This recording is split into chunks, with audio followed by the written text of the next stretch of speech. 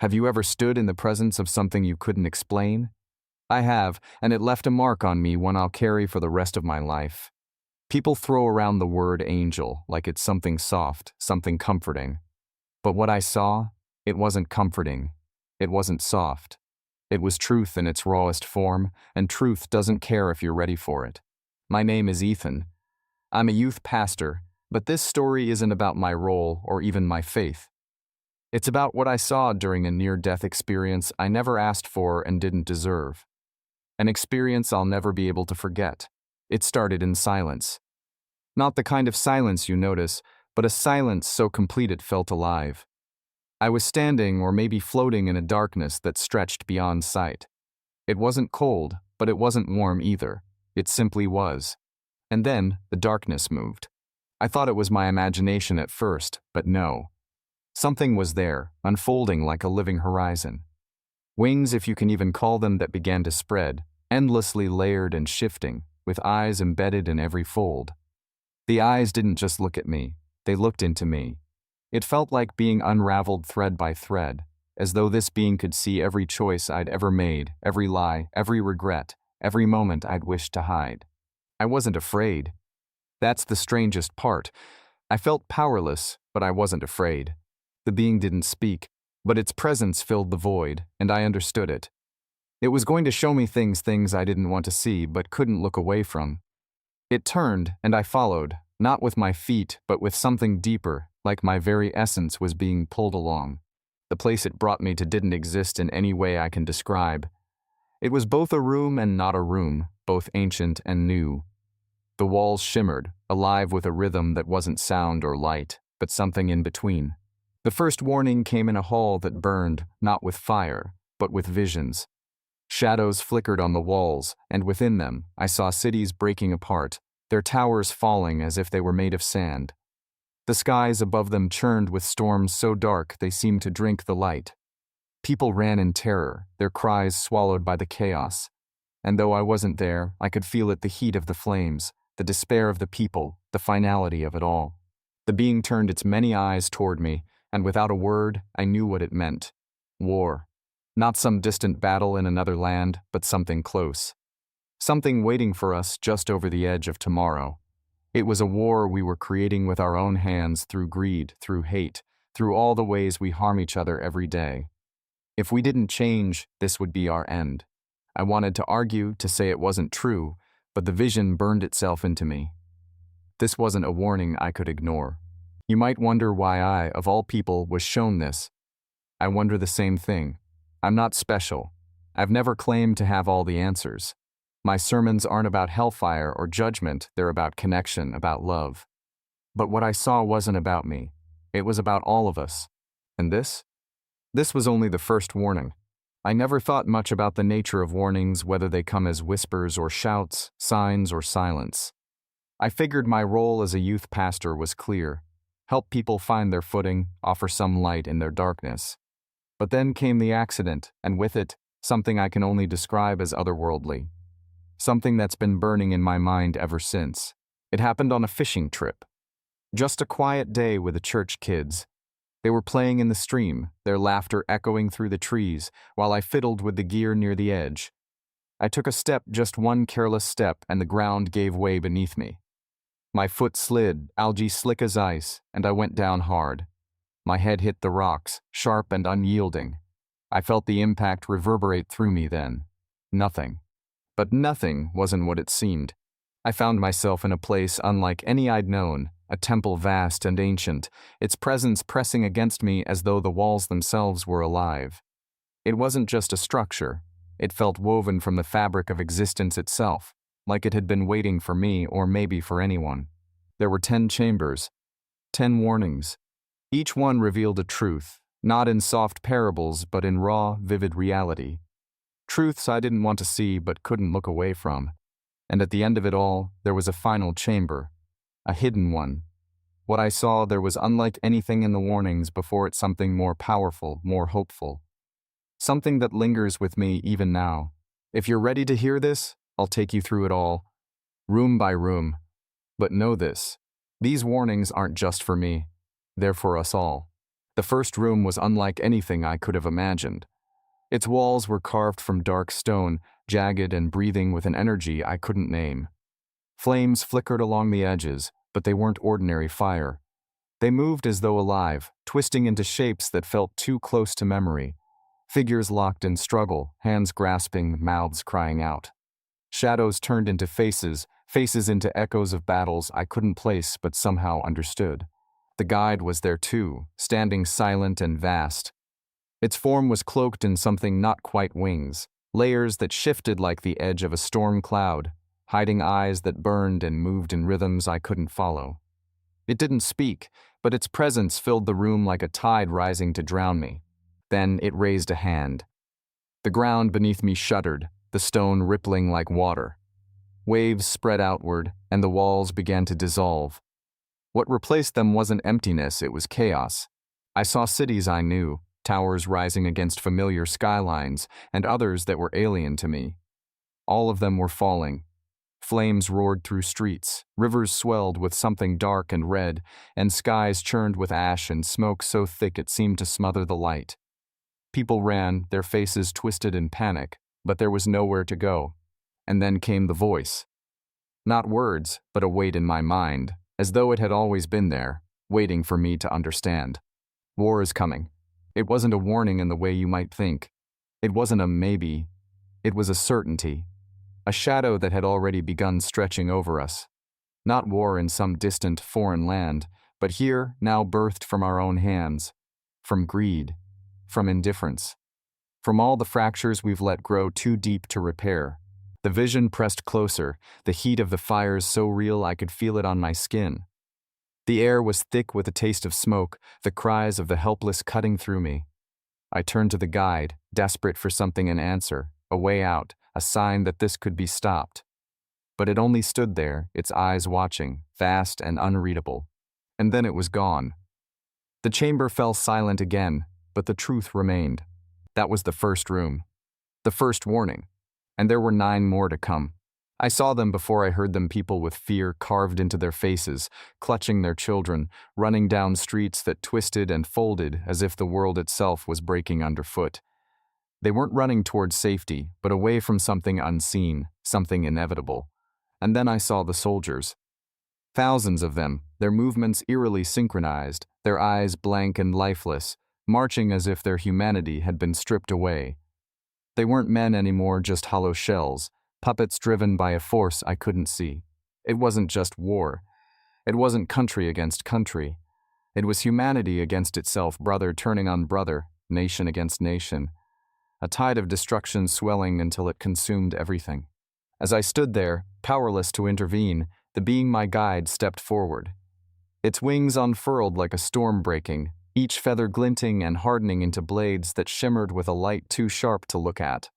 And then, without hesitation, it raised them high. In an instant, the soldiers shattered. Not crumpled, not bled, but shattered into dust, their bodies torn apart by a black wind that roared through the scene.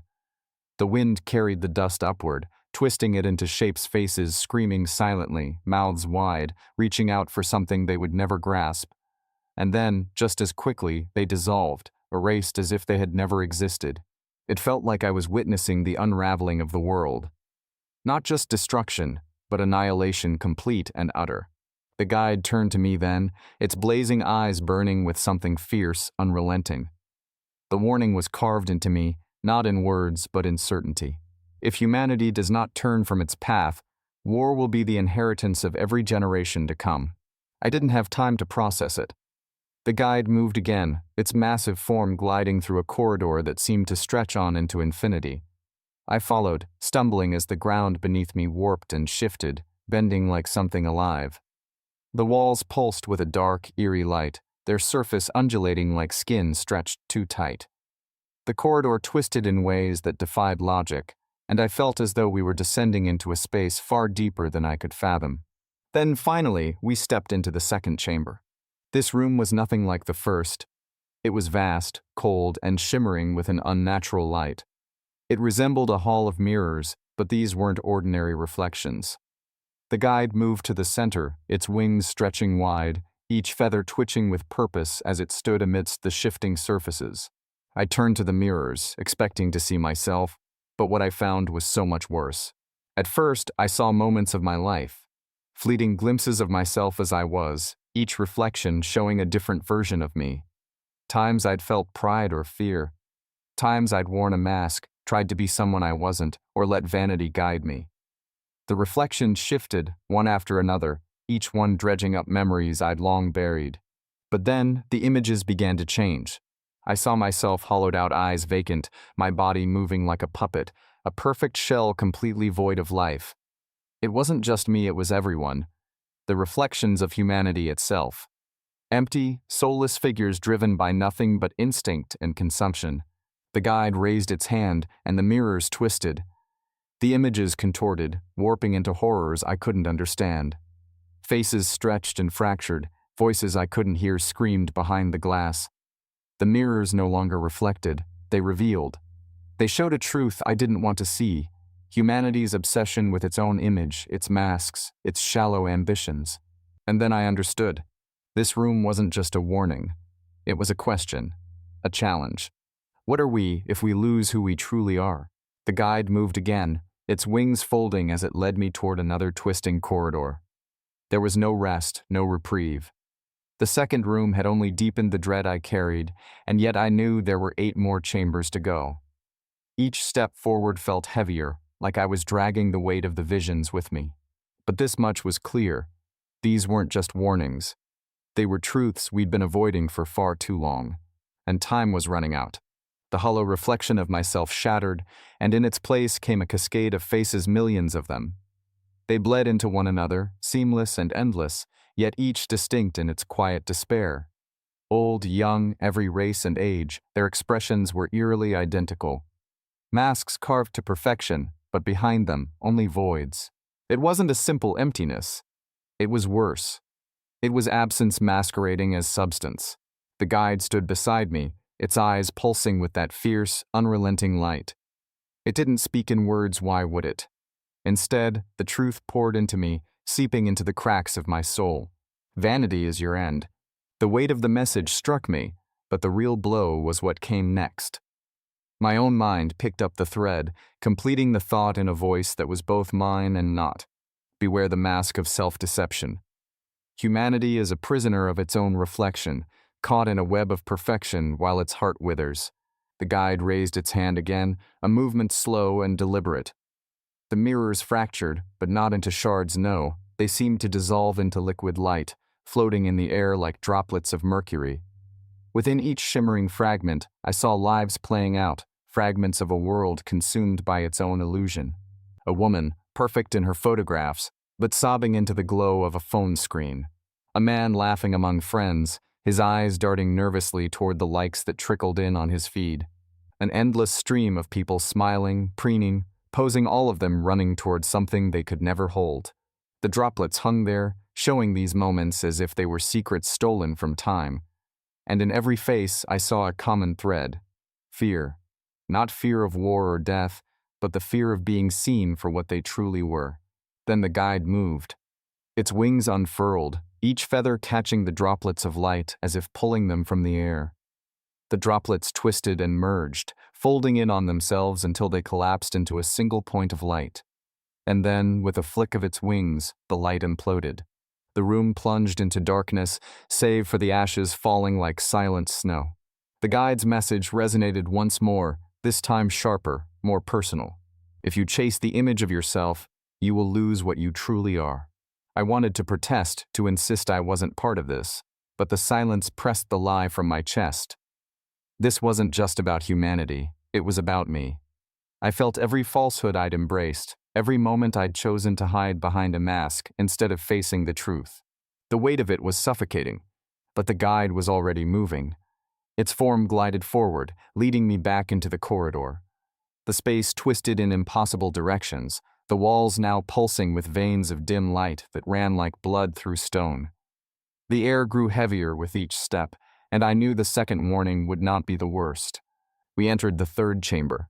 This room didn't just feel dark, it was dark, as if the very idea of light had been consumed. The air pressed in, thick and stifling, crawling against my skin. I could barely breathe, and yet I couldn't turn away. In the center of the room was an altar, hewn from raw, jagged stone.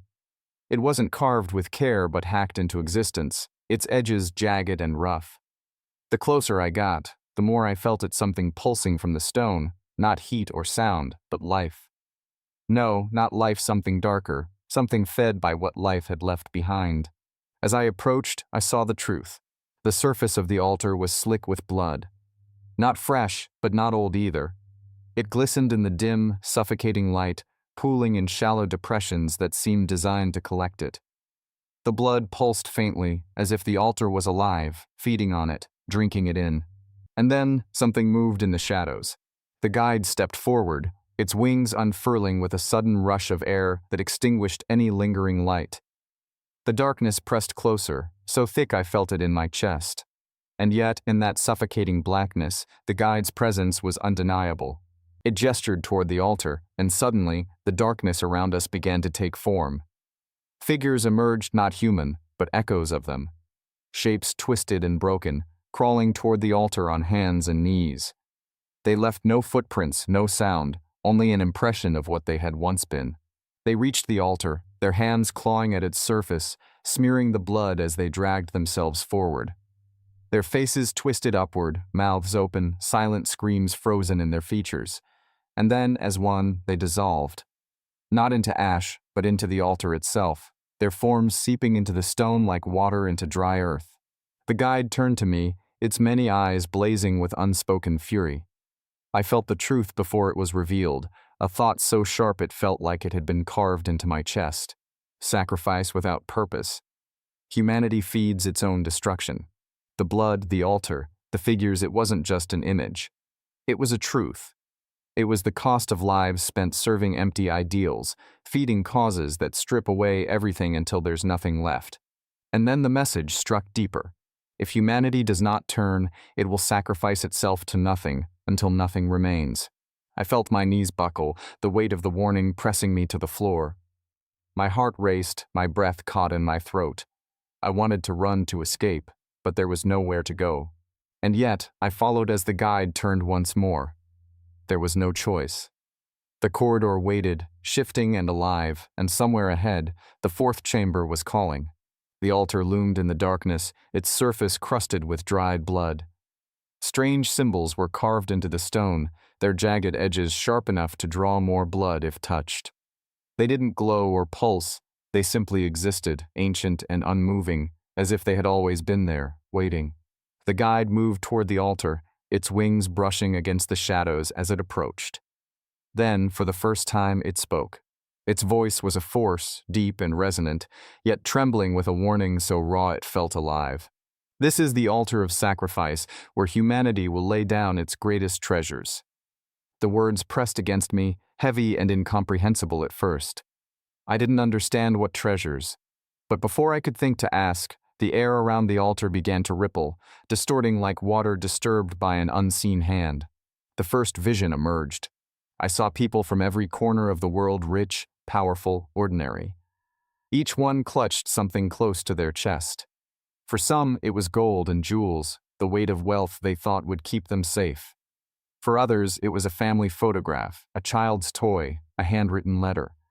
A soldier gripped a rifle as though it could shield him. A mother held her infant close, her hands trembling. These weren't just possessions. They were pieces of their identities, symbols of who they were and what they believed mattered most. And then came the shift. The people in the vision began to falter. Panic spread like fire through their ranks, their faces contorted in fear as something unseen pressed against them, relentless and unyielding. And one by one, they let go. The wealthy cast their treasures into the dust. The powerful abandoned their positions, their allies, their responsibilities. Families turned on one another, tearing themselves apart for safety. Cities crumbled into chaos as neighbors became enemies, fighting over scraps, over illusions of security. Even the symbols of love, the photographs, the cherished mementos were abandoned, trampled underfoot in the frenzy. It didn't matter who they were or what they had once clung to. Fear had stripped them bare. The guide turned to me then, its wings folding around it like a living storm. The dark feathers curled inward, shrouding its form until only its eyes remained visible, blazing and endless, fixed on mine with an intensity that burned. Its voice cut through the silence like a blade. Warning 3, beware the betrayal of Cain. Humanity is sacrificing its soul for the illusion of security. The words stabbed into my mind, each syllable etching itself into me like a brand. Those who abandon their integrity for fleeting comfort will reap destruction, and there will be no return. I felt the weight of the warning in my chest, heavy and suffocating. This wasn't about material things. It was about something deeper about the soul. The willingness to trade values, faith, and even love for the fleeting promise of survival. What would we become when fear stripped us of everything we believed in? What would be left when we gave in to the instinct to betray, to destroy? As if to answer, the guide raised one of its hands toward the altar. The symbols carved into the stone began to glow, faint at first, then blinding as fire erupted from within. The flames weren't normal, they moved with a purpose, a hunger devouring everything in their path. The vision consumed the room now, the people I'd seen clutching their treasures thrown into the fire one by one. Those who had surrendered their dignity, their love, their humanity were reduced to ash. Their faces twisted in agony as they dissolved, their screams silent but unmistakable. The ash rose into the air, swirling around the altar before vanishing into the void. I stood frozen, the heat of the flames pressing against me even as I remained untouched. In that moment, the truth struck me like a blow. This wasn't just about war or chaos. It was about the choices we make when the world falls apart. The things we're willing to give up, not for survival, but for the illusion of it. And the cost of those choices was written in the ash. The flames died away, leaving the altar charred and empty. The guide stood silent, waiting, its eyes still locked onto mine. There was no need for more words. I understood. This was no prophecy to prevent. It was a mirror showing a truth we were already living. The guide turned once more, its wings unfolding like a dark wave, and I knew it was time to move on. The corridor stretched ahead, impossibly twisting, shifting, alive. My legs felt heavy, weighed down by the warning I carried now, but I followed. The next chamber awaited, and with it, a truth I was certain would cut even deeper. The corridor between the chambers seemed longer this time, or maybe it was just me. Each step felt heavier, the echoes of the third warning still clinging to me like ash. I could feel the weight of the altar, the screams of those who had sacrificed their very souls for an illusion. The walls pulsed faintly, veins of dim light threading through the stone, as though the temple itself was alive, watching, waiting. I didn't ask where we were going. I wasn't sure I wanted to know. The guide moved ahead, its wings trailing shadows that seemed to ripple and fold into the corridor itself. The air grew colder as we walked, biting at my skin until finally we reached the next chamber. This one was different. The air was so still it felt wrong, unnaturally quiet, like a world where sound had been snuffed out entirely. The room was vast, far larger than any of the others, but it wasn't empty. Towers of objects stretched toward a ceiling I couldn't see. They were piles of things: books, jewelry, weapons, tools, photographs. Objects both mundane and extraordinary, stacked haphazardly like offerings left to rot. At the center of the room stood a single figure. It wasn't like the guide. It wasn't anything divine or otherworldly. It was human, or at least it looked human. A man, tall and gaunt, his face pale and sunken, his eyes sharp and cruel. He stood motionless, surrounded by a circle of scattered coins and broken trinkets. The guide did not speak at first. Instead, it gestured toward the man, and the air around him began to shimmer. I saw him then, not just the man, but his story. It unfolded in layers, like a series of curtains pulled back one by one. I saw him as he had been, a child, a brother, a father, a leader. And I saw him as he was now, hollowed out by greed, by ambition. His hands were empty, but in the vision, I saw them dripping with gold, with blood. The shimmering faded, and the guide turned to me. Warning 4, beware the allure of dominion. Its voice was colder now, sharper, and the words struck like shards of ice. Humanity's hunger for power will not satiate, it will consume. In their pursuit of control, they will destroy what cannot be replaced. The cost of dominion is desolation. I watched as the piles of objects around the man began to shift. The coins melted into liquid gold, pooling at his feet. The photographs disintegrated into dust. The weapons rusted and crumbled, leaving jagged fragments behind. The man reached for them desperately, his hands clawing at the ruins, but no matter how fast he moved, he couldn't hold on to anything. His face twisted in frustration, then terror, then anguish, as the gold began to rise like molten waves. It consumed him, swallowing him whole. When it was over, there was nothing left but silence. The guide stepped forward, its wings folding close around it like a shroud. Its burning eyes turned to me, and I felt the full weight of its gaze. "This is the price of ambition unbound," it said. "Those who seek to own the world will lose themselves in the process. They will leave behind nothing but ruin." The words settled into me, deeper than the others had. It wasn't just about greed. It was about the endless need to dominate, to conquer, to control. I thought about the world I'd left behind, the systems built on power, the wars fought for resources, the people crushed under the weight of those who had taken too much. And I wondered, was this warning already too late? The guide turned without another word, its wings brushing against the air with a sound like distant thunder. I followed, my steps unsteady, my mind reeling. As we moved back into the corridor, the cold followed us. It wrapped around me like a second skin, seeping into my bones. The walls seemed closer now, the pulsing veins of light dimmer, weaker. I wanted to ask how many more chambers there were, how much further we had to go. But deep down, I already knew. Each step forward would be harder. Each chamber would cut deeper. And with every step, I felt myself changing. The room dissolved behind us, the weight of its flames still pressing against my chest. I could feel it, not just in my body, but deeper in some part of myself I hadn't known could ache. Sacrifice, betrayal, the endless hunger for safety at any cost. These weren't just truths for the world, they were truths for me. But the guide never paused, never hesitated. Its movements were swift and deliberate, as if it feared stopping would unravel whatever held this place together. I followed, my steps dragging as the corridor seemed to shift around me, tightening and twisting like something alive. The walls pulsed faintly, each beat slow and ominous, like the heartbeat of the temple itself. Then we arrived at the next chamber. This one wasn't like the others. The moment I stepped inside, it felt wrong, not threatening, but utterly alien. The air was too still, too silent, as if the room had swallowed every sound, every whisper of movement. There were no walls, no ceiling, no visible boundaries. Just a void that stretched forever, an endless plain of black so absolute it felt like I was suspended in it, floating but unable to move. And at the center of that vast, crushing emptiness stood a single object. A rusted clock, impossibly large and weathered, its surface marred by deep cracks and flaking metal. The hands of the clock moved slowly, each tick reverberating like a physical force, pressing against me, making my breath catch. Tick. It wasn't just a sound. It was a presence, a pulse that seemed to ripple through the void itself, bending the space around it. Tick. The guide stood before the clock, its wings spreading wide, casting shadows that curved unnaturally, spiraling out into the infinite.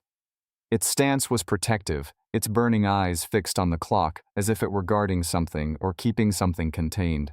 "This is the hour of reckoning," the guide said, its voice a low murmur, more solemn than anything I'd heard from it before. "The time that remains is short. Humanity has wasted its moments, squandered its chances, and now the tide cannot be turned." The weight of its words pressed down on me, but I didn't understand. Not yet.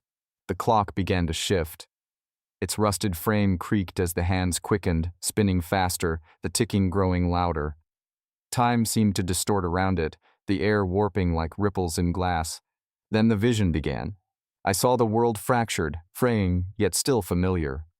There were leaders seated at long, gleaming tables, their faces cold and devoid of empathy. They spoke in sharp, clipped tones, their words twisting through the air like knives. But they weren't discussing salvation or healing. They were locked in endless debates over control. Every move was calculated, every phrase a veiled threat, every gesture a negotiation for power. Resources, land, influence, it was all reduced to numbers on a board, their voices echoing with arrogance and indifference. And while they argued, the world outside unraveled. I saw forests falling like dominoes, their roots ripping from the earth with a sound that wasn't just destruction, it was grief. Oceans churned with waste, their waves swallowing coastlines. Skies burned red, the air thick with ash and smoke. And through it all, ordinary people wandered like ghosts, their faces blank, their eyes turned downward, oblivious to the ruin rising around them. Tick. The sound of the clock grew louder, reverberating through the vision like a warning bell. The hands spun wildly now, faster and faster, the ticking becoming a relentless drone. Time collapsed.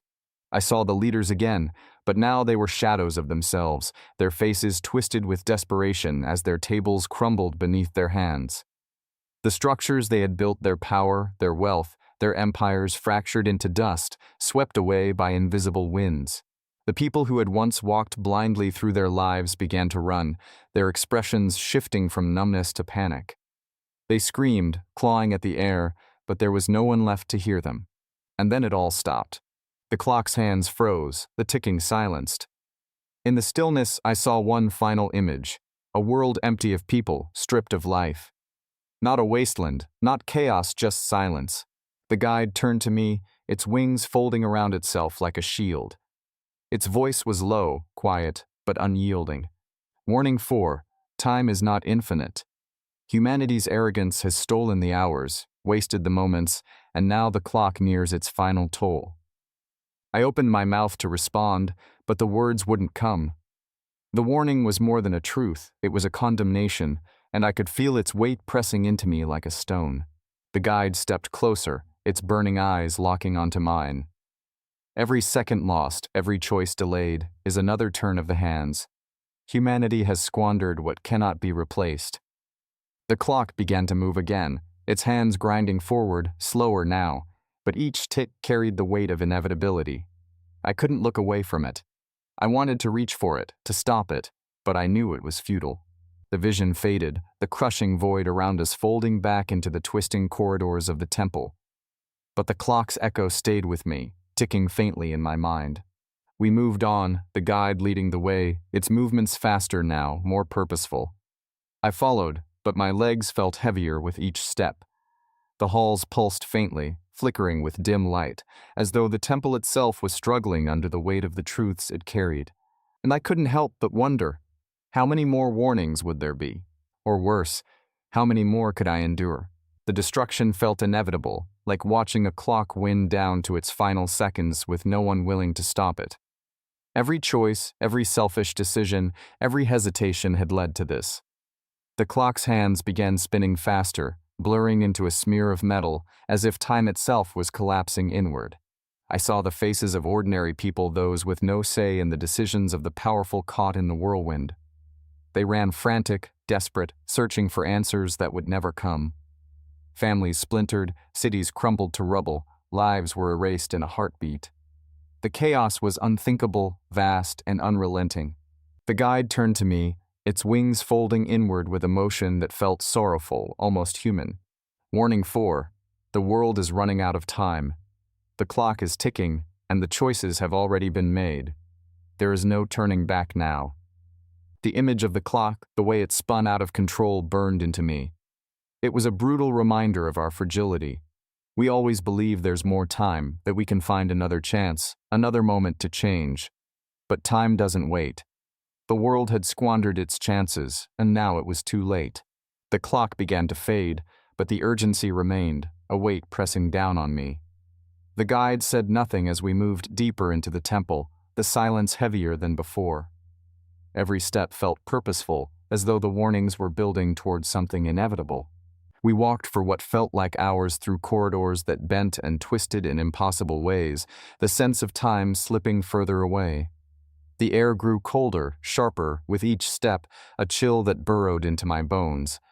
The guide didn't pause, its wings sweeping forward like it was urging me onward, driving me toward a truth I wasn't ready to face. When we reached the next room, I felt it immediately. This place was different. The air was icy, the cold so deep it seemed to seep into my very soul. The room stretched out endlessly, its walls lined with narrow, towering windows. But the windows didn't look out onto anything real. Instead, they reflected countless mirrors, an infinite cascade of glass. At first, the images in the mirrors seemed harmless, ordinary people living their lives. They walked through crowded streets, worked in offices, sat in their homes. But something was wrong. The people weren't alive. They moved, but their motions were mechanical, hollow. Their eyes were blank, glazed over, like they were trapped in a cycle they couldn't escape. They didn't look at one another. They didn't see anything at all. The longer I watched, the more I realized they weren't living. They were existing, repeating the same motions endlessly, blind to the world around them. They weren't interacting. They weren't even alive in the way that mattered. Each person stood locked in their own invisible prison, isolated, their movements mechanical, their gazes fixed on something unseen. It was as if the room itself had split them apart, scattering them into separate worlds where no one could reach the other. The guide stepped forward, its presence heavy, bending the air like a ripple in reality. Its voice broke through the silence, deep and layered, with a sadness that felt ancient. "This is the room of distractions," it said, the words resonating like a tolling bell. "The world is drowning in noise. The emptiness is deafening. People have lost sight of what matters. They fill their days with illusions, numbing themselves, avoiding the truth." The mirrors rippled, their surfaces twisting like liquid mercury, and the room began to shift. Images flashed to life, overwhelming in their intensity, screens glowing with endless streams of information, scrolling phones, flashing advertisements. The figures in the mirrors clutched their devices, their fingers twitching as they swiped and tapped with unthinking precision. Their faces were vacant, eyes dulled, their souls consumed by the glow of their screens. They weren't living, they were drifting, trapped in loops of distraction. They scrolled endlessly, aimlessly, their expressions devoid of joy or even frustration. They couldn't see the world around them, couldn't even see each other. And then the guide gestured. A crack split through the silence, and the room erupted. Sound tore through the air, a relentless cacophony of ringing phones, shouted advertisements, endless notifications, and muffled conversations. It wasn't noise, it was chaos. Each sound clawed for dominance, screaming for attention, louder, faster, overlapping until it became a hurricane of desperation. The noise was alive. It wrapped around me, pulled at me, crushed me under its weight. I tried to listen to find meaning, but it was impossible. The sound wasn't meant to be understood. It was meant to consume. "This is your world," the guide said, its voice slicing through the storm, sharp and sorrowful. "This is what it has become. A place where people are so consumed by distractions, so lost in the noise, that they can no longer hear their own hearts." The room seemed to dim, the images in the mirrors flickering. The guide's wings shifted slightly, their edges trembling as though burdened by the truth it carried. They have forgotten how to listen, how to see. They've lost touch with what is real, with what is sacred.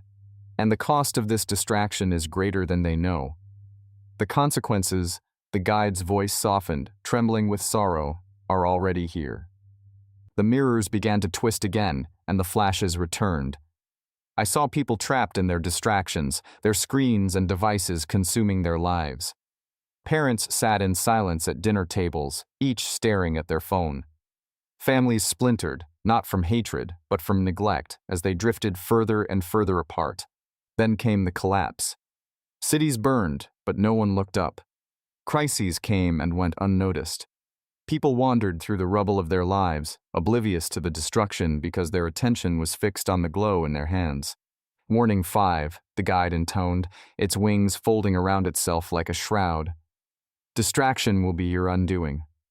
The mirrors began to crack, thin lines spidering across their surfaces as the guide's voice grew colder, sharper. "When the world falls apart, you will not hear the warnings.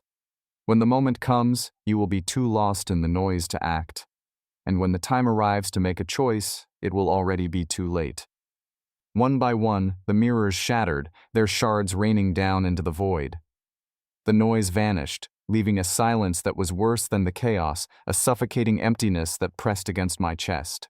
The room began to collapse, folding inward like a dying star. The figures in the mirrors, the ones too consumed to notice their own decay, disintegrated, fading into the void. All that remained was darkness, heavy and impenetrable. And then, nothing. The darkness pressed closer, suffocating and absolute. It felt alive, a void threatening to swallow me whole. But before it could, the guide stepped forward. With a deliberate motion, it gestured toward the next door, and the oppressive blackness began to retreat, folding in on itself like a shadow caught in the wind. We moved in silence. The weight of the last warning clung to me like a second skin, suffocating and heavy. The loss of awareness, of connection to what mattered most, it wasn't just a danger, it was a kind of death. The endless noise, the distractions, the hum of the modern world, it was all drowning out the truth. The warnings were there, but we'd stopped listening, stopped looking. And that, the guide had made clear, would be our undoing. We stepped into the next room, and immediately I felt the air shift. It was thick, heavy with a tension that crawled beneath my skin. The light was dim and unsteady, flickering like a dying flame struggling against the darkness. The room felt suspended, like it was holding its breath, waiting for something to break. As my eyes adjusted, I saw them, the shelves. They stretched endlessly along the walls, towering and vast, each one packed with old, dusty books. But it wasn't the books themselves that drew my attention. It was their arrangement. Each one was labeled with a single word etched into its spine: fear, hatred, greed, lust, power. The guide stepped forward, and the dim light flickered brighter, its glow unnatural, cold, and piercing. The books seemed to respond to the light, their spines catching fire with an eerie luminescence that made the titles shimmer and pulse. "This is the room of corruption," the guide said, its voice heavy and somber.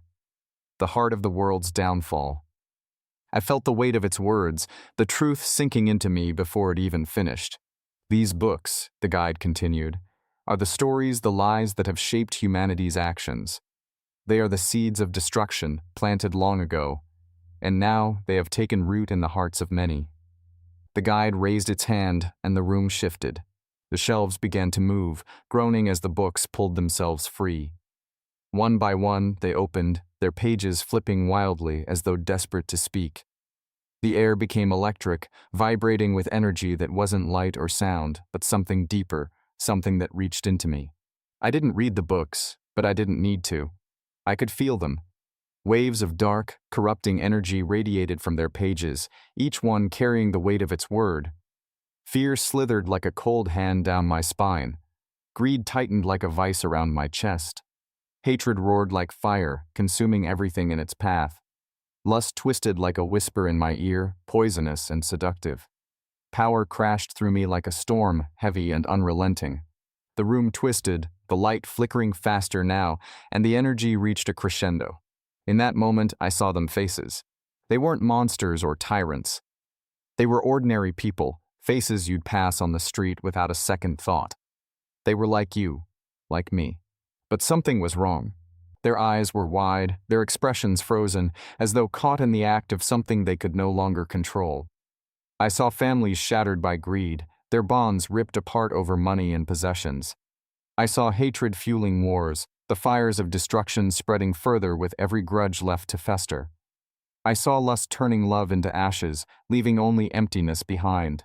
And I saw the pursuit of power, the relentless need to dominate, twisting friends into enemies, eroding trust until nothing remained.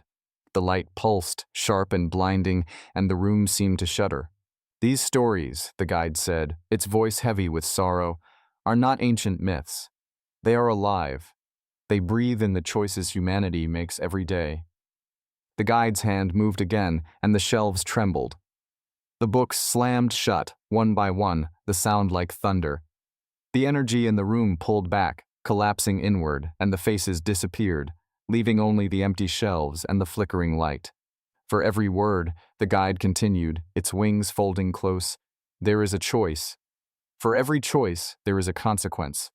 These lies have become your truths, and they have shaped the world into what it is now." I stood frozen, the weight of the room pressing against me. I could feel the truth of what it was saying, each word sinking into my chest like a stone. The books weren't just records of corruption. They were mirrors, showing the rot that had seeped into humanity's core. The guide turned, the motion slow and deliberate. "Come," it said, its voice softer now, almost gentle. But there was no comfort in it, only inevitability. I followed, my legs heavy, my thoughts a tangle of fear and understanding. As we moved back into the dark, twisting corridors, I felt the echoes of the room trailing behind me, clinging to my mind like shadows. Whatever waited in the next chamber, I knew it would cut even deeper. Their faces twisted with rage, fear, and confusion. They were fighting not for survival, but for things that didn't matter. Their fists and screams clashed over illusions, over stories they had accepted as truth. I saw leaders consumed by the hunger for power, men who had sacrificed everything to control others, women driven to despair by envy. Children were torn apart by the lies they'd been fed, growing up believing the world was a battlefield where only the ruthless could endure. "These are the lies told and retold," the guide's voice echoed, powerful and unrelenting. "They have shaped your world, twisted the hearts of men and women, and taught you to hate, to fear, to covet what is not yours to take. They have divided you, poisoned you, and blinded you to the truth." The guide gestured, and the room warped violently. The books crumbled into ash, their remains swirling into the air before the shelves themselves collapsed into the ground. Beneath them was a chasm endless and dark, swallowing light. Within the abyss I saw them, people clawing desperately at its walls, their voices raw with screams. They weren't climbing, they were sinking, dragged down by something unseen. Their faces contorted in agony, consumed by the hatred, fear, and greed that had taken root in their hearts. "This is the curse of the world," the guide said, its voice soft now, heavy with sorrow. "Lies keep you enslaved. Fear keeps you blind to truth. Hatred keeps you from love. Greed drives you to destroy. Until you recognize these as poison, you will never be free." The vision dissolved, leaving me standing in the shattered remains of the room. The warning pressed against me like a weight too great to bear. It was so simple, so devastatingly clear. Until humanity could confront the lies it had believed, until it could lay down its hatred, greed, fear, and lust for power, there would never be peace. The guide turned wordlessly and moved toward the next door. I followed, my chest heavy with the realization of how deeply these forces had gripped the world. I wanted to ask 1,000 questions, to demand answers, but I couldn't. The silence between us felt absolute, and I knew there was more to come.